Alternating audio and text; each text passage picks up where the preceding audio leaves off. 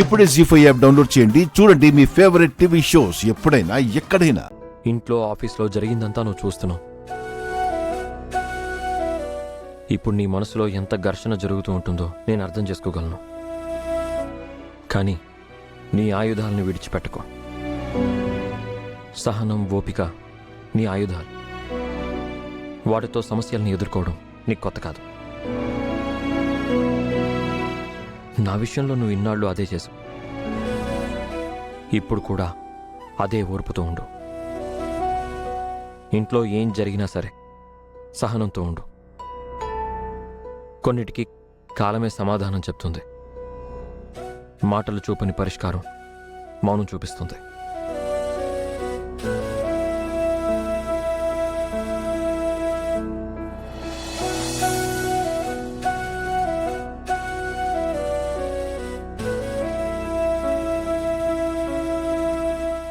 పద వెళ్దాం.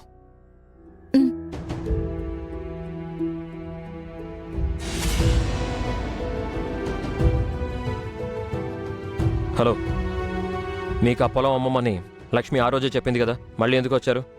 Hello sir, పొలం అమ్ముతామంటేనే వచ్చాం.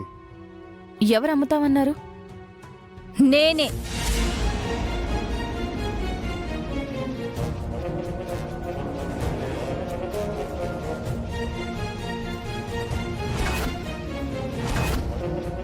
నువ్వు పొలం అమ్మడం ఏంటి జాను? ఎలా అమ్ముతావు? బావుగారు, ఇది నందన్ వంశం ఆస్తి కాదు.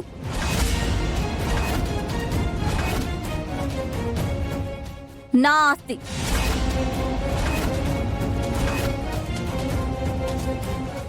అమ్ముకునే హక్కు నాకుంది.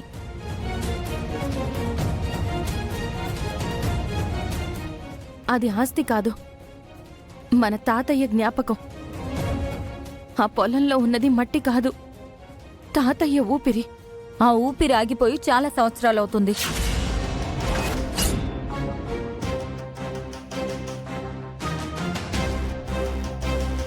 ఆయన జ్ఞాపకంగా కావాలంటే నీ వాటా పొలం ఉంచుకో. నా వాటా అమ్మేస్తాను. నీ వాటా నా వాటా ఏంటి జాను? పొలాన్ని పంచుతున్నావా? అదేగా చెప్తున్నా. నీ వాటా నీది, నా వాటా నాది. ఎవరిది వాళ్ళు పంచేసుకుందాం.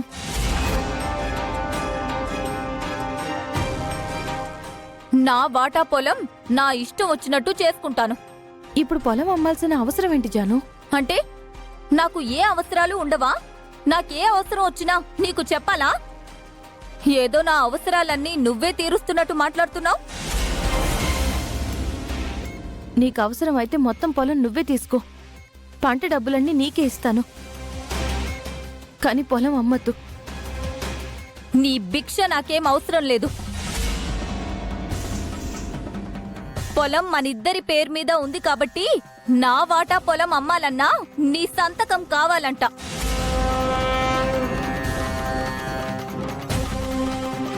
జీ5 యాప్ డౌన్లోడ్ చేసి అన్ని ఎపిసోడ్స్ పూర్తి ఉచితంగా చూడండి.